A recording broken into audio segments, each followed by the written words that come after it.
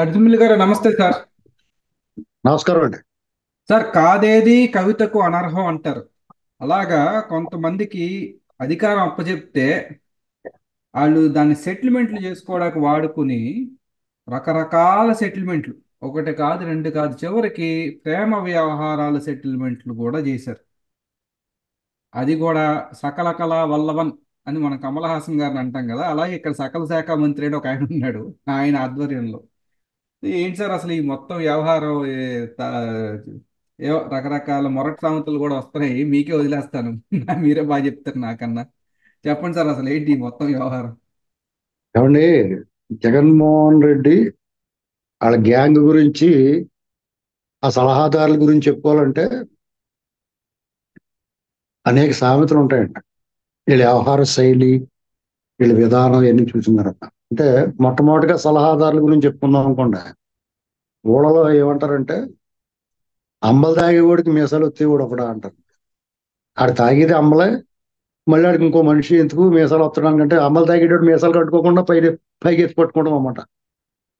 ఏ, ఇంకో రకంగా కూడా ఉంటారు. ఇలాగ విచిత్ర పోగడలు పోయిన వాళ్ళకి అధికారంలోకి వచ్చి విపరీత చేష్టలు చేసిన వాళ్ళని ఏమంటారంటే ఎప్పుడూ ఎద్దు ఎక్కని వాడు ఎద్దు ఎక్కితే కిందంతా కాయగాసిందంటారు.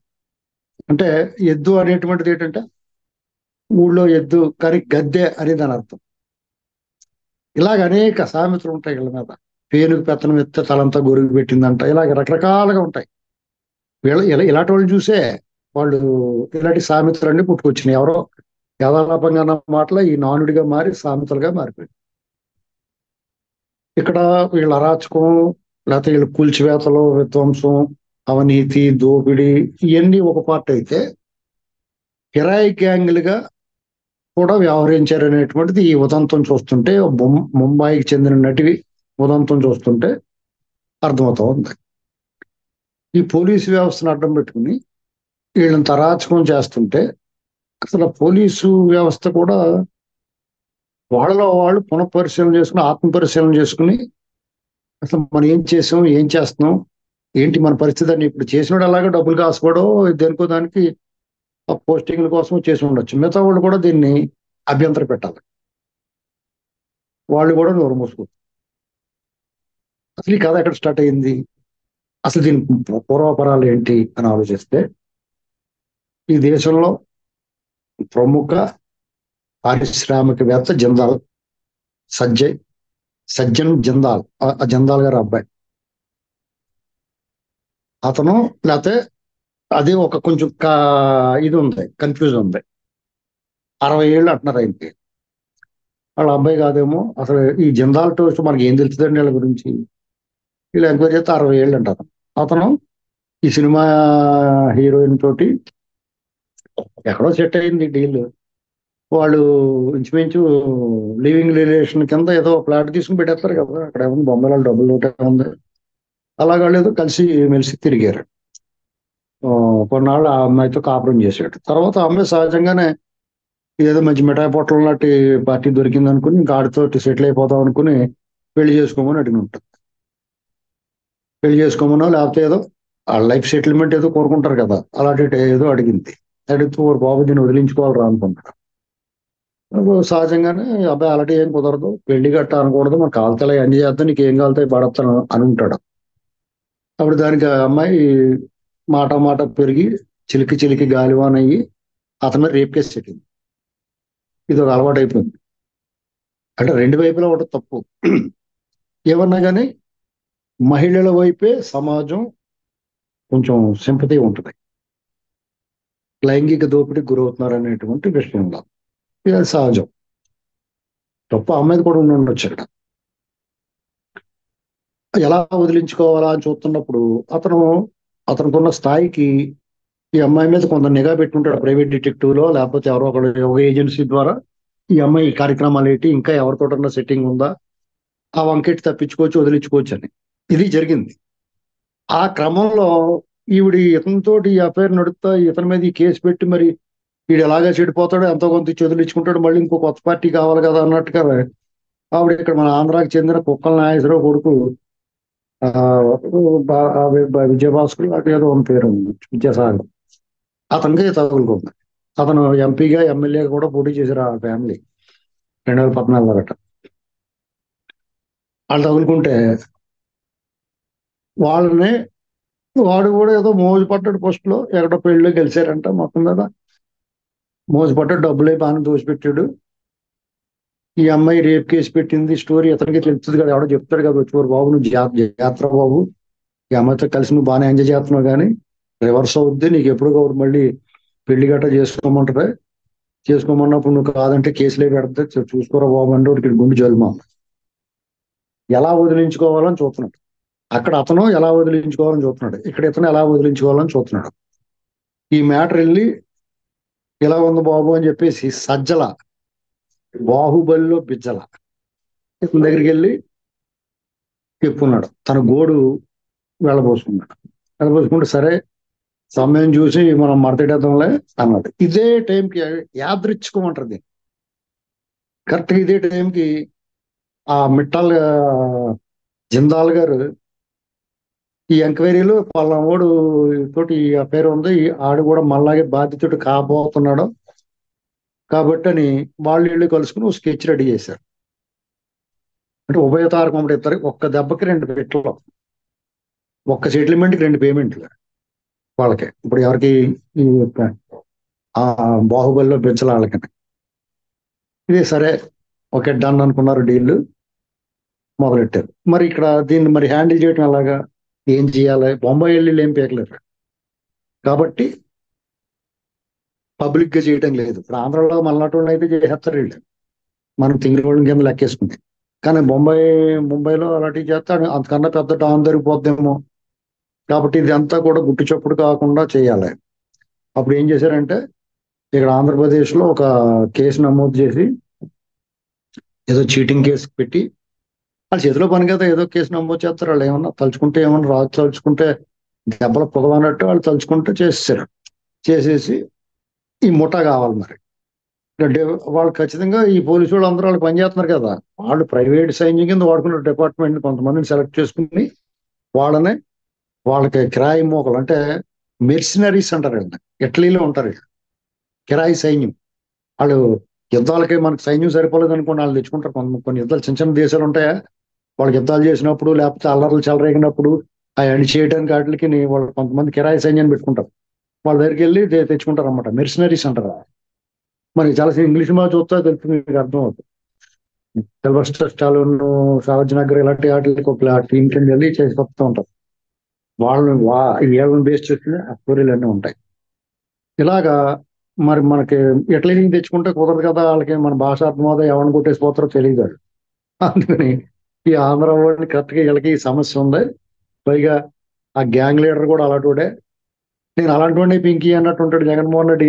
ఎలాంటి అవినీతి అక్రమాలు, నెంబర్ 2 బిజినెస్లు, ఇల్లీగల్ యాక్టివిటీస్ అన్నిటికి నేను ఉన్నాను కదా, నేను ఉన్నాను, నేను చూస్తున్నాను, నేను వింటున్నాను, ఈ టైప్ రెడీగా ఉంటాడు అలా అలాగా.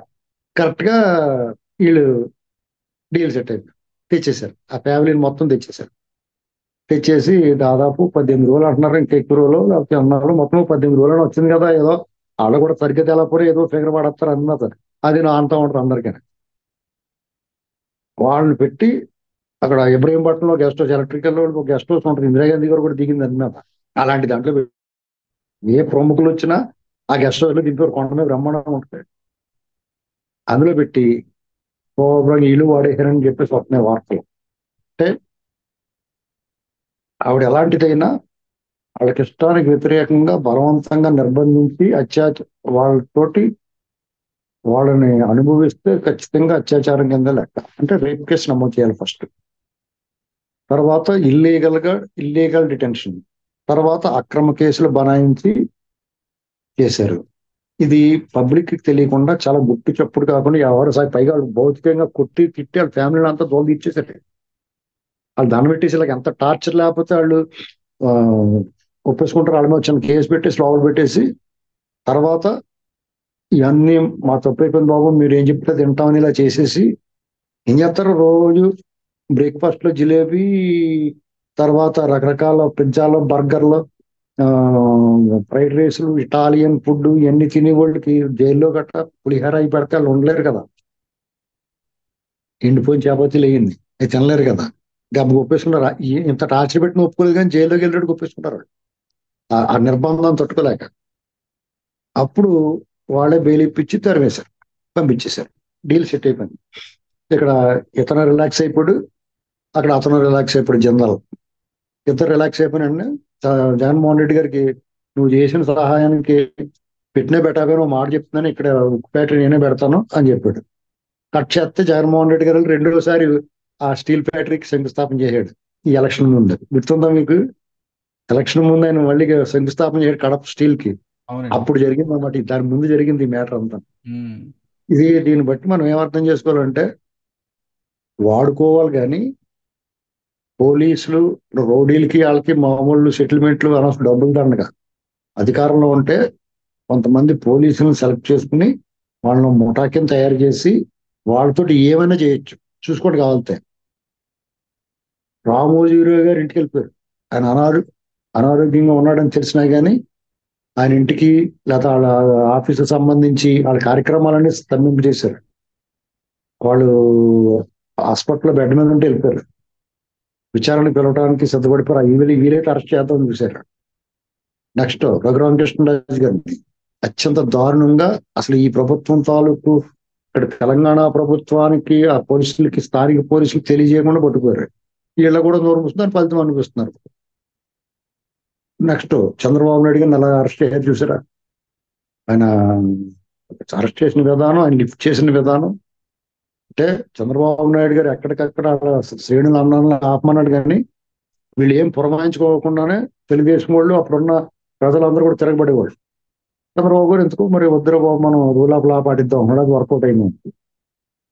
ఒళ్ళు రవీంద్ర గారిని వచ్చేసరికి కేసులు పెట్టారు. తుప్పున వాళ్ళ పిఏ ఫోన్ చేసి ఈయన ఫోన్ నుంచి టక్మని వాళ్ళ పిఏ ఫోన్ అవున పట్టుకుని వాడి చేత వీళ్ళ పిఏ ఫోన్ చేయించి అతను అరెస్ట్ చేస్తారు. అదిగో ఈ ఆధారం ఉందని. ఇలాగా ఎవరిని చేయలేదు.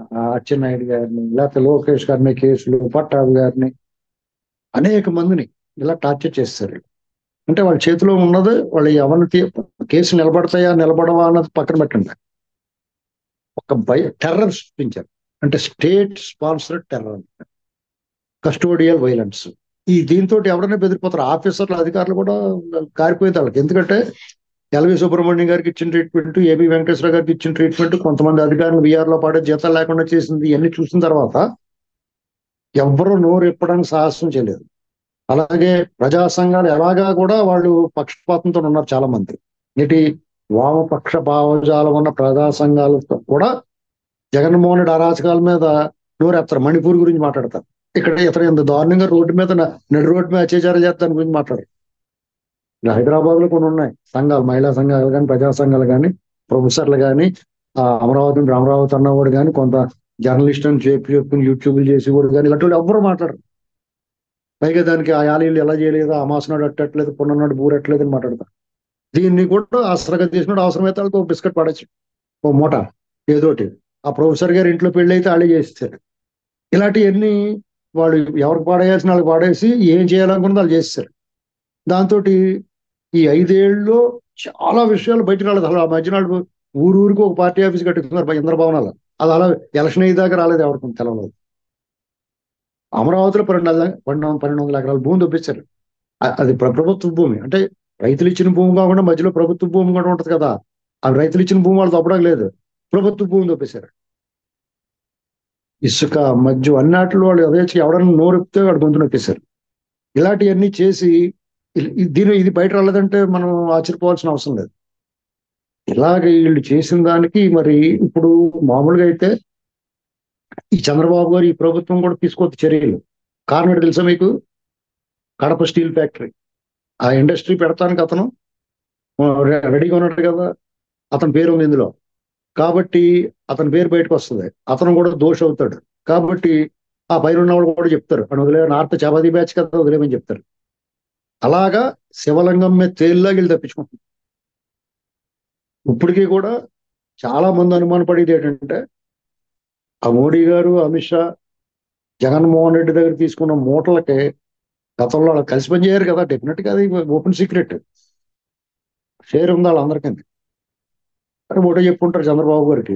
నీ అవసరంతో మేము నిలబడడం ఇక్కడ బాగుంది, మీరు మా సహకరిస్తున్నారు, నేను కూడా మీకు సహకరించాను, మీతో కలిసి పనిచేసాం, మంచి విజయం సాధించాం, మీకు ఏం కావాలో పట్టుకోండి, అంతేగాని ఇతని జోలికి వెళ్ళకండి అని చెప్పేయడం ఉండవుతుంది. అంతకన్నా సూసైడల్ ఏముందండి, ఆత్మహత్య సదృశ్యం. ఇది అసంతృప్తికి కారణం ప్రజలకి. అర్థమైందండి? అసహనం. ఎందుకంటే చంద్రబాబు గారు మించిన ఆ, నాయకుడే లేడు ఒక రకంగా చెప్పాలి. అటువంటి వ్యక్తి ఈ దేశానికి, రాష్ట్రానికి, మనకందరికి అవసరం. అలాగే లోకేష్ గారు కూడా ఒక లీడర్గా ఎమర్జ్ అయ్యాడు, ఎస్టాబ్లిష్ అయ్యాడు, నాయుడు కొడుకు నాయకుడు అనిపించుకున్నాడు. పవన్ కళ్యాణ్ గారు కూడా చాలా తన స్వభావానికి విరుద్ధంగా సహనం సంయమనం పాటించి ప్రజల కోణంలో ఆలోచించి కూటమిలో కలిసి ఘన విజయం సాధించడం తోడ్పడ్డాడు. ఆయన కూడా అభివృద్ధి, గ్రామ స్వరాజ్యం అంటూ మాట్లాడుతుంటారు ఆయన. అంటే వీళ్ళు షోలే సినిమా చెప్తారనుకుంటే శంకరాభరణం పాటలు పెట్టినట్టు అయింది. అందరూ షోలే సినిమా అనుకున్నారు. నిజం చెప్తుంది. అంటే దీన్ని ఎవరితో గుచ్చుకున్నా బాధపడకూడదు. ప్రతి ఒక్కళ్ళు Amitabh Bachchan, Dharmendra, multi star cinema అంతే కదా. పవన్ కళ్యాణ్ గారు, చంద్రబాబు గారు అంటే మల్టీ స్టార్ సినిమా అనుకుంటారు కదా. అందులో అందులో కూడా ఇంకో 3 యాక్ట్ సంజీవ్ కుమార్ ఉంటాడు, చేతులు లేనివాడు. అలాంటిది బీజేపీ పార్టీ. అలాగా మన మల్టీ స్టార్ సినిమా షోలే. ఆ షోలే సినిమా చూస్తామని చెప్పేసి వెళ్ళేటప్పటికి అది సినిమా మంచిదే, శంకరాభరణం. అలాగే చంద్రబాబు గారు ఇప్పుడున్న పరిపాలన కూడా చాలా బ్రహ్మాండంగా ఉంది, అద్భుతంగా ఉంది. వాళ్ళు ఏం చెప్పారో ప్రజలుగా చేసి పెడతా ఉన్నారు. ఒక్కటి మాత్రం చేయట్లేదు, దుష్ట శిక్షణ. అది పదే పదే మనం ఇలా మాట్లాడేసి రావడం దురదృష్టకరం. ఇది ప్రతిరోజు ఏదో ఒక వార్త వస్తుంది, పలానావాడు ఇలా చేశాడు, పలానావాడు అలా చేశాడు అన్నప్పుడు. ఇప్పుడు జగన్మోహన్ రెడ్డి చూడండి, సిబిఐ కానీ, ఈడీ కానీ, న్యాయస్థానాలు కానీ అతనికి ఎంత వెసులుబాటు ఇచ్చేస్తున్నాయో. న్యాయస్థానాలు ఏం చెప్తాయి? సిబిఐ, ఈడీ అడ్డుకోకపోతే నేను ఎలాగా లండన్ వెళ్ళిపోవాలంటాడు. వీళ్ళు వచ్చేవే బాబు అని చెప్తారు. ఇంకా నేను స్పెషల్ బేట్ వీళ్ళే అరేంజ్ చేయాలని చెప్పట్లేదు. ఏంటండి, వాళ్ళ పిల్లల్ని చూడటం కదా, వాళ్ళ చదువు అవుతాం, వాళ్ళు రారు ఇక్కడికి, వాళ్ళు అక్కడే ఉంటారు. వీడి కేసులు అయిపోయేదాకా అక్కడే ఉండిపోతారు. అంటే ప్రతి సంవత్సరం వాళ్ళు 6 నెలలకు ఒకసారి నేను చూసి రావాలంటాడు అక్కడికి వెళ్ళి.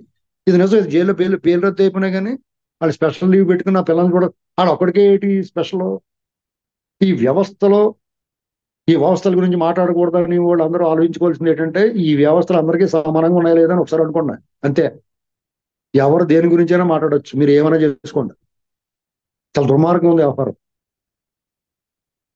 చంద్రబాబు నాయుడు గారు ఎలక్షన్ అయిన తర్వాత ఆయన ఎక్కడికి వెళ్ళాలో ఒక వారం 10 రోజులు రిలాక్స్కి వెళ్ళాలనుకుంటే ఆయన అడ్డుకోవడానికి ట్రై చేసేది అధికారులు. కనీసం ఆ ప్రయత్నం కూడా చేయట్లేదు. అసలు ఏమవుతుందో ఎవరికి అర్థం అవట్లేదు. దానికి క్లారిటీ ఇచ్చారు, ఒరే బాబు మేము ఏమీ చేయమని, మనం అభివృద్ధి చేసుకుందాం, ఆడు సావాళ్ళు సావనివ్వండి అని చెప్పేయాలి ఓపెన్గా. అప్పుడు వీళ్ళు ప్రిపేర్ అవుతారు. అంతే కదా నేను చెప్పేది. షోలే సినిమా పోస్ట్ వేసి టికెట్లు షోలే సినిమాకి అమ్మి నువ్వు శంకరాభరణం చూపించుకోడు. శంకరాభరణం మంచి సినిమా అయినా సరే ఇది గుర్తుపెట్టుకోవాలి. ఇది చాలా అన్యాయంగా ఉంది. ఇది అసహనానికి కారణం అవుతుంది. ఎందుకంటే జగన్మోహన్, ఇప్పుడు చంద్రబాబు గారి మీద కోపం కాదు, ఇది చంద్రబాబు గారి మీద బాధ కాదు ఎవరికైనా. జగన్మోహన్ రెడ్డి మీద ఆగ్రహం ఇంకా తీరలేదు ఎవరికైనా. వాళ్ళ గ్యాంగ్ చేసిన అరాచకాల మీద అసంతృప్తి ఇంకా పోలేదు ఎవరికైనా. ఆగ్రహం తగ్గలేదు. వాళ్ళకి ఏదో ఒకటి పనిష్మెంట్ పడితే తప్ప వీళ్ళు ఒప్పుకోరు జనం. ఇలా రోజుకోటి వీళ్ళు తవ్వకుండానే బయటకు వచ్చేస్తున్నాయి అన్ని.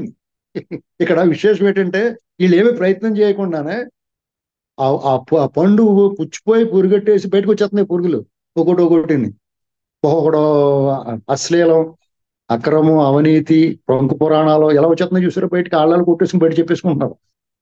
వీళ్ళు ఎలాగే వెలికి తీయట్లేదని వాళ్ళే బయట పెట్టేస్తున్నారు. వాళ్ళే వాళ్ళు వైసీపీ వాళ్ళకే పడతలేదు, వాళ్ళంటే వీళ్ళకి పనిష్మెంట్ పడాలరా బాబు అనుకుని వాళ్ళే బయట పెడుతున్నారు. వీళ్ళు అసలు ప్రయత్నమే లేదు. ఇది ఇది ఇక్కడ తేడా వస్తుంది నిజంగానే. ఇది మళ్ళీ చెప్తున్నాను, ఇప్పుడున్న ప్రభుత్వం అద్భుతంగా పనిచేస్తుంది. జగన్మోహన్ రెడ్డి చెడగొట్టి వెళ్ళిపోయిన ఈ యంత్రాంగం అధికారులతోటి వాళ్ళు పని చేయించుకోవడం అంటే తల ప్రాణం తోక్కొస్తుంది. అయినా సరే వీళ్ళని నమ్ముకుని వీళ్ళ వస్తే రాష్ట్రం అభివృద్ధి, ఉపాధి, పెట్టుబడులు ఎన్నాటితో పాటు వీళ్ళు కూడా మడత పెడతారని నమ్మారు. మీరు సగమే చేస్తున్నారు. మీరు 2 ఏళ్ళ దాకా అభివృద్ధి చేయకపోయినా బాధపడి రావడం. వీళ్ళందరికీ ముందు రౌండ్ వేస్తే వీళ్ళు అడ్డం వదిలిపోద్ది. ఇప్పుడు మెయిన్గా ఇప్పుడు సోషల్ మీడియాలో ఏం సర్క్యూట్ అవుతుందంటే, కొన్ని సోషల్ మీడియా అకౌంట్లు ఉన్నాయి, అది జగన్మోహన్ రెడ్డి ఉన్నాడు. అతను ఏం సందేశం ఇస్తున్నాడంటే, నేను ఏం మాట్లాడినా లేకపోతే నా సోషల్ మీడియా పేజీలు ఏం ఏం చెప్పినా, అకౌంట్లు ఏం చెప్పినా, ఎలా దూషించినా వీళ్ళేం పీకలేరురా బాబు అనేటువంటిది ఒక మెసేజ్ అతను ఇస్తున్నాడు. కారణం ఏంటి? వీళ్ళ నిష్క్రియాపరత్వం. చంద్రబాబు నాయుడు గారి గురించి, లేకపోతే వాళ్ళ ఫ్యామిలీ గురించి, లేకపోతే పవన్ కళ్యాణ్ గారి గురించి, లేకపోతే అప్పుడు కూటమి గురించి వాళ్ళు నోటుకొచ్చినట్టు మాట్లాడుతున్నారు. ఇవాళకి దారుణంగా సోషల్ మీడియా అకౌంట్లు పోస్టింగ్లు పడుతున్నాయి. సోషల్ మీడియా పోస్టింగ్లకే మరి చర్యలు తీసుకుంటారా? దాన్ని పట్టించుకోకూడదు అనుకోకూడదు. సోషల్ మీడియా మోర్ పవర్ఫుల్ దాన్ ప్రైమ్ మీడియా. ప్రధాన మీడియా కంటే కూడా సోషల్ మీడియా చాలా పవర్ఫుల్ అంటే. ఎందుకంటే ఇవాళ యూట్యూబ్లు కానీ, ఫేస్బుక్లు, ఇన్స్టాలో ఇలాంటి అకౌంట్ లేనివాడు ఎవడో లేడు. లేదా వాట్సాప్లో షేర్ చేస్తారు. ఎవడో కూడా చదువు వచ్చినోడు చదువుతాడు, వింటం తెలిసినోడు, భాష తెలిసినోడు వింటాడు. ఇది చాలా సీరియస్ గా తీసుకోవాలి. పదే పదే ఒక అబద్ధాన్ని చెప్తుంటే కొన్నాళ్ళకి అదే నిజమైపోద్ది. ఇప్పుడు సామెతలు అని చెప్పుకుని అన్ని కూడా ఎవడో అవి పుట్టించేది ఏదో పైనుంచి కింద రాలేదు. మీలాటోళ్ళు నాలాటోడు ఎవడో మాట్లాడిన దాన్ని ఇదేదో బాగుంది అని 10 మంది మాట్లాడితే అదే 10 మంది ఆడిన మాట మంత్రం అయిపోద్దండి. 10 మంది నడిచిన దారి బాట రహదారి అయిపోద్ది. ఇది గుర్తుపెట్టుకోవాలి. వీళ్ళని ఆ సినీ నటి వ్యవహారంలో ఒక విజయవాడ కమిషనర్, అప్పటి కమిషనర్ క్రాంతి రాణా తాత ఉన్నాడు. కుక్కల నాగేశ్వరరావు కొడుకు కుక్కల విద్యాసాగర్ ఎవరో ఉన్నాడు జందాలో. తర్వాత ఒక సిఏఎస్ఐ వాళ్ళ బృందం ఉండదు, సజ్జల రామకృష్ణారెడ్డి. వీళ్ళందరి మీద పిలిచి ఏంట్రా ఏం జరిగింది అనేటువంటి విచారణ చేయట్లేదు ఇంకా. మరి ఎప్పుడు ఇదంతా పూర్తిగా పర్వాలు చూసి ఆ జిందాలో ఏ మోడీ గారినో లేకపోతే ఎవరినో పట్టుకుంటే వదిలేవా బాబు, ఎన్ని గొడవలు ఉన్నాయి, నీకు కావాలంటే మీరు 10,000 కోట్లు పట్టుకుపో, వైజాగ్ ఏదైనా అభివృద్ధి చేసుకో అంటే ఈయన మాట్లాడతాడు. పోనీ అంతవరకు మేలు, ప్రజలకు మేలు జరుగుతుంది కాబట్టి నేను వదిలేశాను అంటాడు. అప్పుడు ఈ పాము మళ్ళీ వచ్చి కూర్చుంటుంది. చూసుకోవాలి. మనకి సంపద సృష్టి, అభివృద్ధి, పెట్టుబడితో పాటు ఈ విధ్వంసకారులను కూడా అదుపు చేయకపోతే మనం ఎంత చేసి కూడా ప్రయోజనం ఉండదు. ఇది గమనించుకోవాలి. మీరు ఎంత చేసినా ప్రజల అసంతృప్తి రాకూడదు. కార్యకర్తల్లోని, ప్రజల్లోని అసహనం, అసంతృప్తి అసలు కనపడకూడదు. మీకు వ్యతిరేక భావజాలం ఉన్నా పర్లేదు, కానీ స్వపక్షంలో అసంతృప్తి ఉంటుంది, అసహనం ఉంటుంది. ప్రతి రాజకీయ పార్టీ బేసిక్ గా ఇది చూసుకోవాలి. వాళ్ళకి ఏంటంటే గెలుపు ఉత్సాహం మీద 5 ఏళ్ళ దాకా మళ్ళీ ఎవడేం పేకలాడలే అనేటువంటి భావన వచ్చిందంటే చాలా ప్రమాదం. ఎవడన్నా నువ్వు వాళ్ళని పట్టించుకోకపోయినా, లేకపోతే నువ్వు వాళ్ళని చూడకపోయినా, నువ్వు అభివృద్ధి చేయకపోయినా, వాళ్ళకి ఏం మేలు చేయకపోయినా పట్టించుకోడు. కానీ ఎవరన్నా మిమ్మల్ని ఓన్ చేసుకున్నప్పుడు వాళ్ళని మీరు పట్టించుకున్నట్టు, లేకపోతే ఏదో పని ఏంటరా అప్పుడు ఎన్నికల ముందే 3 నెలల రాజకీయం చేస్తాం, ఇలాంటి మాటలు మాట్లాడితే వాళ్ళకి రాంగ్ మెసేజ్ వెళ్తూ ఉంటుంది. ఇది హితవు, మనం చెప్పేది హితవు. నాకు చాలా మంది తెలుగుదేశం కార్యకర్తలు, ఆ వైసీపీ వాళ్ళు అందరూ కలుపుతారు, మాట్లాడినప్పుడు తెలుగుదేశం వాళ్ళు అందరూ చాలా నిరాశగా మాట్లాడుతున్నారు, నిస్పృహ చాలా కోపంగా కూడా ఉన్నారు. అలాగే వైసీపీ వాళ్ళు ఏం పిలుతారా పిలుతారా మీ వాడు అన్నట్టు మాట్లాడుతున్నారు. బీజేపీ వాళ్ళు ఏమో ఇదేదో బలేమందరా బాబు, మధ్యలో మనం దూరేద్దాం, 1,000 మంది సభ్యత్వాలు చేసుకుందాం, మనకైనా ఛాన్స్ దొరుకుతుందేమో, ఈ చంద్రబాబు వాళ్ళ నుంచి మనం ఎప్పుడు చెప్తారేమో అని వాళ్ళు చూస్తున్నారు, గోతికండి అక్కర్లాగా. ఇది చూసుకోవాలా జాతకాన్ని. ఏముంది, పవన్ కళ్యాణ్ గారు గబక్కన మళ్ళీ జుట్టింత ఇంకెంత పెంచుకుని రేపు తలాగరేసి రై మన కరగటాడేసేయడం అందరటే పోతారు. ఇటు బాగా సాధించేలా ఉన్నాడు బాబు తెలుగుదేశం వాళ్ళు కూడా. ఇది చూసుకోవాలి జాగ్రత్తగా. రేపు భవిష్యత్తున చంద్రబాబు గారిని ఎవడేం పేయలేడు, కానీ లోకేష్ నాయకుడు లీడర్ అవ్వాలి కదా, ఆ పార్టీకి చొక్కానే ఇవ్వాలి కదా కోరుకుంటారు కదా అందరూ. ఫ్యూచర్ లీడర్ లోకేష్ గారు. చంద్రబాబు నాయుడు గారు, రామారావు గారు ఉన్నప్పుడు తను పునాది వేసుకున్నాడు, కార్యకర్తలతో మాట్లాడేవాడు, కార్యకర్తలను దగ్గర చేర్చుకున్నాడు, ఆ క్యాడర్ నిర్మించాడు. కాబట్టి వాళ్ళ రామారావు గారి నుంచి ఈయనకి అధికారం మారినప్పుడు, అధికార మార్పిడి జరిగినప్పుడు కార్యకర్తలందరూ ఈయన వెనకాల నిలబడ్డారు, పార్టీ నిలబెట్టారు. ఇది ఒకసారి చరిత్ర చింపెత్తి చిరిగిపోతే చరిత్రను ఒకసారి చూసుకోవాలి జాతకాన్ని. దాని నుంచి పాఠాలు నేర్చుకుని భవిష్యత్తు నిర్మించుకోవాలి. ఇది ఈ ముంబై నటి విషయమే కాదు, ఇంకా అనేక విషయాల్లో వీళ్ళ నిష్క్రియాపరత్వం అనేటువంటిది ప్రస్ఫుటంగా కనిపిస్తూ ఉంటుంది. దాన్ని సరి చేసుకోమని హితవు చెప్తాం.